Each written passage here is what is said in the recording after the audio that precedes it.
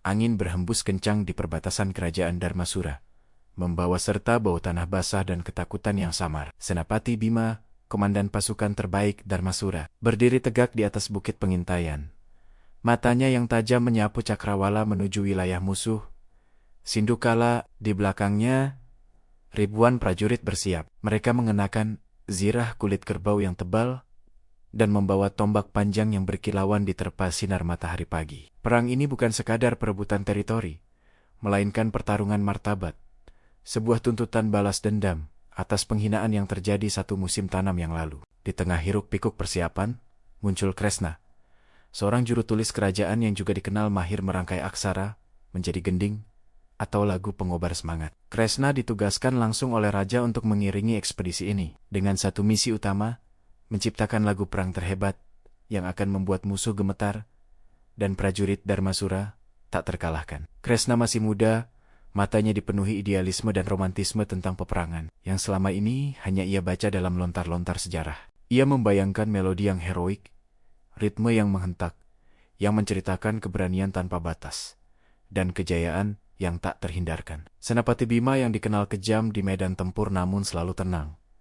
menatap Kresna dengan pandangan yang sulit diartikan, seperti campuran iba dan peringatan. "Tuliskan, Kresna," ujar Bima tanpa ekspresi. "Tapi pastikan lagumu jujur, atau ia akan mati bersama nyanyian pertamamu."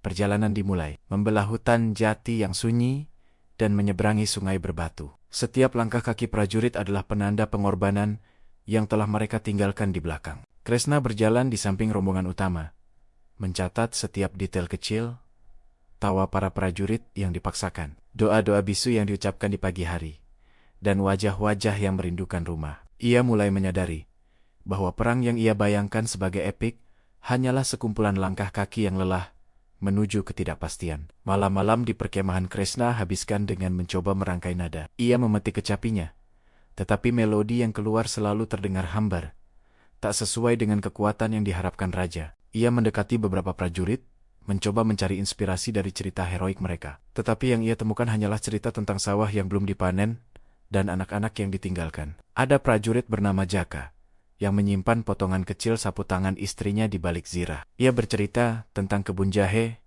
yang harus ia garap saat pulang nanti. Ada pula Naja, seorang pemanah ulung, yang selalu menatap bulan, memikirkan ibunya yang sakit-sakitan di desa. Kisah-kisah personal inilah yang membebani Kresna, membuat lagu perang yang ia rancang terasa palsu di tenggorokannya. Senapati Bima hanya mengawasi dari kejauhan. Ia tidak pernah berbicara banyak, tetapi tindakannya berbicara lebih keras dari 1000 gending. Kresna melihat Bima setiap malam, sendirian, mengasah kerisnya hingga berkilauan, dan mata sang senapati selalu tampak jauh, seolah jiwanya ada di tempat lain. Pagi di hari ke-6, mereka mencapai lembah tempat musuh menunggu. Suasananya tebal, dingin, diselimuti kabut yang terasa seperti napas kematian.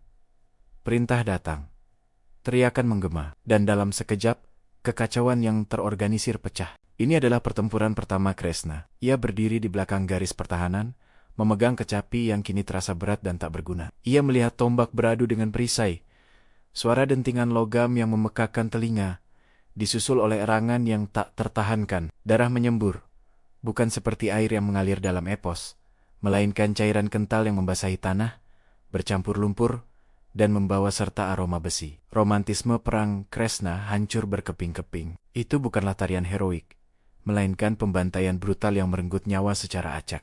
Ia melihat Jaka, si prajurit kebun jahe, jatuh tersungkur dengan tombak menancap di dadanya. Sapu tangan istrinya terlepas dan tertutup lumpur. Senapati Bima bergerak seperti badai. Kerisnya mencabut nyawa dengan gerakan yang dingin dan efisien. Ia adalah mesin perang yang tak mengenal rasa takut maupun ampun. Pertempuran berakhir cepat. Dharmasura menang, tetapi kemenangan itu terasa sunyi, dicemari oleh puluhan korban yang tergeletak diam. Malam itu, di perkemahan yang bau amis darah dan asap, Kresna tidak bisa tidur. Ia duduk, melihat para prajurit yang tersisa. Mereka tidak merayakan. Mereka hanya membersihkan luka, menghitung rekan yang hilang, dan menulis surat-surat yang mungkin takkan pernah terkirim. Kresna mendekati Bima. Senapati itu sedang merawat lukanya sendiri, tanpa bantuan tabib. Luka di lengan kanannya cukup dalam. Senapati, Kresna memulai, suaranya parau. Aku melihat Jaka. Dia jatuh sambil memegang sapu tangannya. Bima menghentikan gerakannya sesaat, matanya menoleh ke arah Kresna. Mereka semua meninggalkan sesuatu, Kresna. Itu adalah beban kita yang hidup. Kresna bertanya, mengapa mereka harus bertempur, jika akhirnya hanya membawa penderitaan dan memisahkan keluarga. Bima membalas, kami bertempur agar yang tersisa bisa pulang. Itulah satu-satunya lagu yang harus kau nyanyikan. Lagu yang membuat mereka tetap berjalan. Kresna masih bingung. Ia tahu lagu yang diminta raja harus berisi tentang kejayaan, tetapi lagu yang diminta prajurit adalah lagu yang berisi tentang rumah. Ia mengambil kecapinya lagi, mencoba memainkan melodi yang berbeda. Melodi yang berasal dari air mata, bukan dari teriakan perang. Ia mulai memetik nada-nada pelan, seperti bisikan angin yang lewat di antara rerimbunan bambu. Nada yang lembut namun menusuk. Melodi itu tidak menceritakan tentang pedang yang patah atau musuh yang kalah, melainkan tentang janji untuk kembali. Senapati Bima menutup matanya. Kresna melihat bahu sang komandan bergetar sedikit. Itu adalah isyarat emosi yang sangat jarang diperlihatkan Bima. Saat melodi itu berakhir, Bima tidak membuka matanya. Ia hanya berbisik, istriku meninggal saat aku sedang berperang 3 tahun lalu. Kresna terdiam. Kisah personal itu, pengorbanan terbesar sang senapati, kini menjadi rahasia yang ia dengar di tengah hutan sunyi. Ia tidak pernah tahu aku menang, lanjut Bima. Suaranya nyaris hilang. Ia hanya tahu aku tidak ada di sisinya. Lagu itulah yang kudengar setiap kali aku mengangkat keris. Bima menjelaskan bahwa setiap prajurit membawa lagu yang sama. Lagu rindu yang tersembunyi di balik raungan perang. Kresna akhirnya memahami lagu perang yang sejati bukanlah lagu yang memotivasi untuk membunuh, tetapi lagu yang memberikan izin untuk merasa. Ia mulai menyusun lagu itu. Sebuah melodi yang penuh duka. Sebuah lirik yang tidak glorifikasi peperangan, tetapi memuja pengorbanan. Ia menamainya Gending Kangen Bumi Melodi Kerinduan pada Tanah Kelahiran. Lagu itu adalah kebalikan total dari mandat raja. Saat fajar menyingsing, Kresna menyanyikan lagu itu untuk para prajurit yang akan memasuki pertempuran, menentukan. Para prajurit mendengarkan, mata mereka menatap kosong ke api unggun yang mulai meredup, tetapi hati mereka penuh. Liriknya sederhana. Bumi menunggu, air sungai memanggil, jangan takut pada mati, takutlah pada lupa. Kresna menyanyikannya dengan suara yang bergetar, tetapi penuh keikhlasan. Ia tidak berteriak, ia berbisik pada jiwa mereka. Ini adalah lagu yang secara efektif meluruhkan lapisan kekerasan yang menutupi hati para prajurit. Mereka mulai menangis, tidak keras, tetapi air mata mengalir perlahan di pipi yang kotor oleh debu dan ketakutan. Air mata itu adalah pelepas lelah, pengakuan jujur atas beban yang mereka pikul. Itu adalah cara mereka mengucapkan selamat tinggal dan berjanji untuk bertemu lagi. Bima berdiri di barisan depan. Matanya tertutup lagi. Ia membiarkan melodi itu menyentuh luka lamanya yang tak pernah sembuh. Ketika lagu itu berakhir, tidak ada sorak-sorai, hanya keheningan yang dalam. Namun, keheningan itu jauh lebih kuat dari teriakan perang manapun. Senapati Bima membuka mata. Wajahnya kembali stoik, tetapi kini ada kedamaian yang dingin di sana. Kita berangkat. Perintahnya singkat. Suaranya terdengar baru, seperti logam yang telah ditempa ulang dalam api. Pertempuran final adalah bencana yang indah. Dua kekuatan besar Nusantara saling menghancurkan di kaki bukit berbatu. Kresna melihat busur panah. Naya melesat cepat, melukai musuh yang mengancam Bima. Pengorbanan mereka terasa nyata, bukan lagi mitos. Bima memimpin, menjadi tombak yang menusuk jantung pertahanan musuh. Ia tidak bertarung untuk raja. Ia bertarung untuk janji pulangnya prajurit. Pertarungan itu berlangsung dari matahari terbit hingga senja, ditandai dengan suara genta yang dibunyikan sebagai penanda kekalahan dan kemenangan. Darmasura menang. Sindu kalah, takluk. Raja Darmasura akan menerima kejayaan besar. Tetapi di medan tempur, yang tersisa hanyalah keheningan. Kresna berjalan di antara tumpukan korban, hatinya dipenuhi rasa sakit yang tak terlukiskan. Ia melihat Naya terbaring. Panahnya masih erat di tangan. Di saku bajunya, sebuah surat untuk ibunya tidak sempat ia kirimkan. Kresna mengambil surat itu. Ia tahu ia tidak boleh merusak bukti kemenangan, tetapi ia harus memberikan penghormatan terakhir. Ia berhongkok, memetik senar kecapinya. Sekali lagi, memainkan melodi yang sama. Gending Kangen Bumi. Sisa-sisa prajurit yang masih berdiri, yang terluka parah dan nyaris tak sadarkan diri menangkis laki. Mereka tidak menangis karena kalah. Mereka menangis karena kemenangan itu terasa hampa. Air mata itu adalah tanda bahwa mereka masih manusia, bukan mesin perang. Dan lagu itu telah membebaskan mereka. Perjalanan pulang adalah prosesi duka. Prajurit yang tersisa kembali dengan langkah gontai, membawa panji kemenangan yang terasa berat.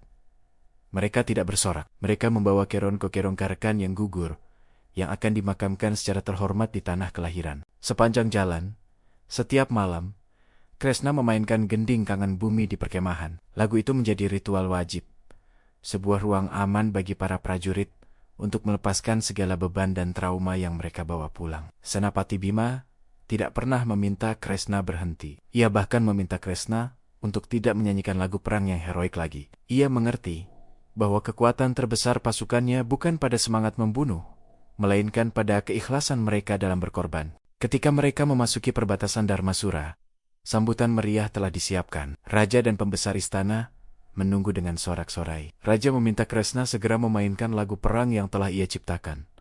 Lagu yang seharusnya menggetarkan jantung dan merayakan kejayaan. Kresna memandang Bima, dan Bima mengangguk pelan, memberikan izin yang tak terucapkan. Kresna meletakkan kecapinya. Ia tahu Raja ingin mendengar epik, tetapi ia akan memberikan kebenaran. Ia mulai menyanyikan gending kangen bumi, melodi duka yang mendalam, lirih, dan syarat akan kerinduan. Para prajurit di belakangnya, yang baru saja kembali, menundukkan kepala, membiarkan air mata mengalir sekali lagi di depan raja dan rakyat. Raha terkehut. Itu bukanlah lagu perayaan yang ia harapkan, melainkan ratapan yang memilukan. Ia menatap Bima dengan pandangan bertanya. Bima hanya diam. Wajahnya tegas dan tak terbaca. Salah seorang pembesar istana menggerutu, menyebut lagu itu merusak moral dan tidak layak disebut lagu kemenangan. Namun, Raja melihat wajah-wajah prajurit. Ia melihat ketulusan air mata mereka. Ia melihat pengorbanan nyata yang tidak terwakili oleh retorika istana. Ia menyadari bahwa lagu itu adalah pengakuan. Kemenangan datang dengan harga yang tak terlukiskan. Dan para pahlawan adalah manusia yang merindukan rumah. Raja akhirnya mengangkat tangan, menghentikan kritik. Ia membiarkan lagu itu mengalun hingga selesai. Setelah itu, tidak ada lagi perayaan. Hanya keheningan penuh hormat. Kresna telah memberikan lagu perang yang jujur. Senapati Bima menghampiri Kresna. Ia meletakkan tangannya di bahu sang juru tulis.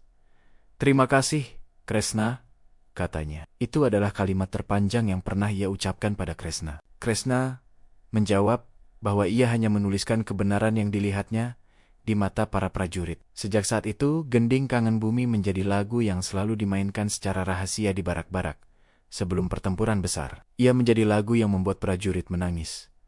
Bukan karena takut, tetapi karena pengorbanan mereka terasa sah dan diakui. Patung Senapati Bima kelak diukir di gerbang kota, simbol kejayaan yang kokoh. Namun, yang abadi bukanlah patungnya, melainkan melodi duka yang ia izinkan untuk dimainkan. Kisah ini adalah pengingat bahwa di balik megahnya konflik kerajaan kuno, selalu ada kisah personal dan pengorbanan sunyi yang jauh lebih menyentuh daripada teriakan perang. Itulah kisah tentang lagu yang menemukan jiwanya di tengah peperangan. Jika Anda tersentuh oleh kisah ini, jangan lupa komen di bawah. Like, share video ini, dan tentu saja subscribe channel Narasi Sastra untuk kisah-kisah epik dan penuh makna dari sejarah Nusantara lainnya.